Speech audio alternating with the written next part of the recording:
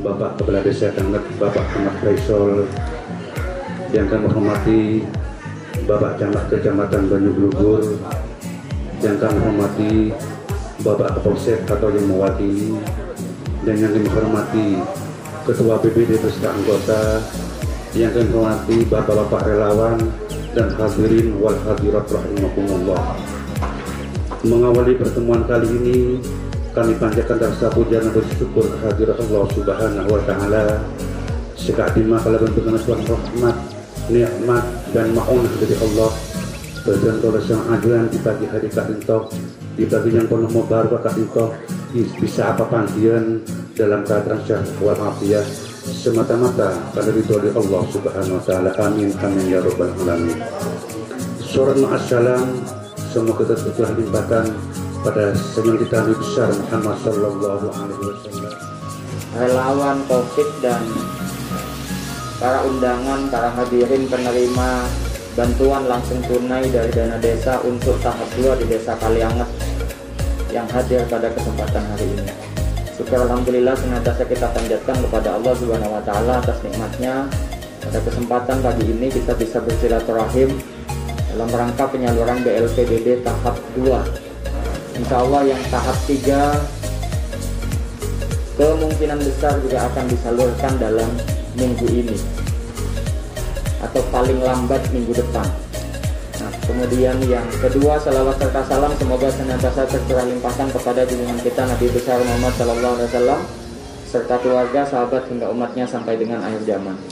Bapak Ibu sekalian yang kami hormati, saya pagi ini melihat suasana yang jauh berbeda daripada penyaluran bantuan-bantuan pada sebelumnya ya, apalagi lebih-lebih ketika penyaluran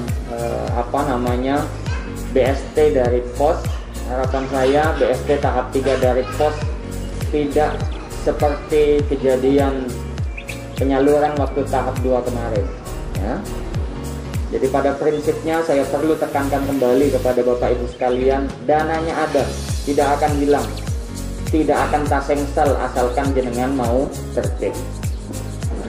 Dan insya Allah hari ini kita akan jauh lebih tenang, lebih nyaman. Alhamdulillah juga cuacanya juga mendukung, mendung, tidak begitu panas. Harapan saya sampai dengan selesai ya seperti ini. Ya. Kemudian yang selanjutnya, saya masih perlu mengingatkan kembali, tadi Pak Kades menyampaikan ke kami, Pak, posko di tempat kami itu masih berlangsung, Pak. Sementara melihat posko di desa lain sudah ya bukan lagi hidup segan mati tak mau, tapi memang sudah tidak ada lagi. Saya sampaikan ke Pak Kades, di tempat saya Pak Kades, khususnya di kecamatan, insya Allah dalam 2 bulan ke depan ini baru akan diaktifkan. Kenapa baru diaktifkan? Kalau di desa kan memang sudah ada anggarannya ya. Tapi kalau di tempat kami anggarannya baru turun, baru ada kejelasan anggaran. Lebih-lebih sekarang memang Situbondo termasuk wilayah yang tingkat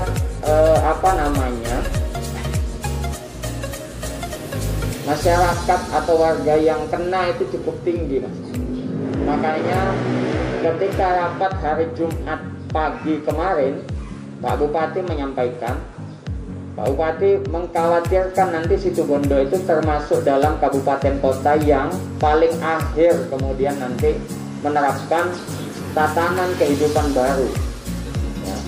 Karena tatanan kehidupan baru walaupun jadi kebijakan itu tidak kemudian main los begitu saja, setiap yang usul kemudian disetujui, tapi dilihat tingkat perkembangan, kenaikan penderitanya ya. Dan Situbondo ini termasuk yang zona merah yang masih terus meningkat gitu. Nah, kalau kemudian beberapa daerah yang sudah mulai melandai, sudah menerapkan tatanan kehidupan baru, kemudian kita belum, nanti kita akan lama menyesuaikannya. Sebenarnya tidak ada banyak perbedaan ya. Semua yang ketentuan-ketentuan yang harus dilakukan dalam tatanan kehidupan baru itu sudah kita lakukan. Bedanya yang paling ketara, kalau dulu ada hashtag misalkan di rumah saja, Kalau sekarang sudah tidak ada hashtag itu. Hashtagnya diganti dengan jauhi kerumunan. Artinya panjenengan sekalian boleh sekarang keluar rumah. Kalau dulu di rumah saja, sekarang boleh keluar rumah, boleh beraktivitas, tetapi tetap melaksanakan protokol kesehatan yang sudah ditentukan. Masker, gitu ya. Kemudian sering cuci tangan, jauhi kerumunan. Jadi saya minta jangan kemudian ketika kemudian kita lihat oh lencelem sudah ramai kemudian kita tidak mengenakan masker misalnya. Jangan. Masker ini tetap digunakan, protokol kesehatan untuk misalkan hindari bersalaman semaksimal mungkin. Kalau kemudian kita bisa menghindari salaman ya hindari itu. Tapi kalau kemudian memang harus karena tidak enak salaman, ingat setelah salaman jangan kemudian langsung menyentuh muka. Kalau bisa salaman, cuci tangan. Pak, saya becoa kayak nengi compok. Ya sudah, perjalanan pulang dari salaman sampai ke rumah jangan sampai menyentuh muka. Lebih-lebih kemudian makan sembarangan, kena ke mulut. Ya, tolong diperhatikan.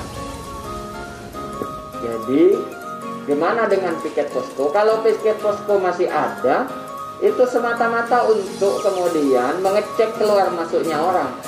Jangan sampai kemudian kita abai dan lalai. Posko bisa saja ditiadakan, tapi kesadaran masyarakat harus meningkat. Ketika ada tamu, sampaikan kepada desa. Tidak masalah.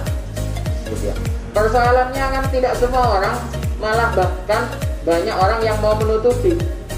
Ada warganya, ada keluarganya dari Surabaya mau datang, bin ajak kabel dekati saya, dekik mana kabel dekati saya tarekta.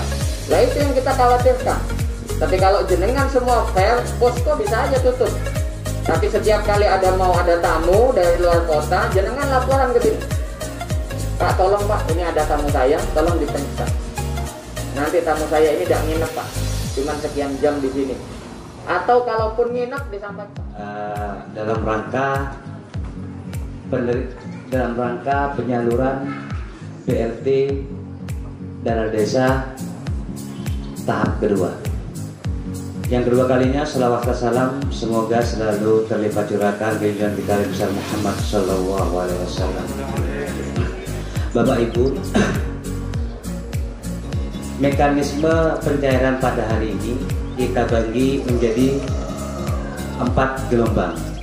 Gelombang pertama 1 jam, gelombang kedua 30 menit, kedua 30 menit, gelombang ketiga 30 menit. Kenapa yang pertama 1 jam? Karena kami mengkalkulasi waktu 30 menit itu adalah acara pembukaan dan seremonial.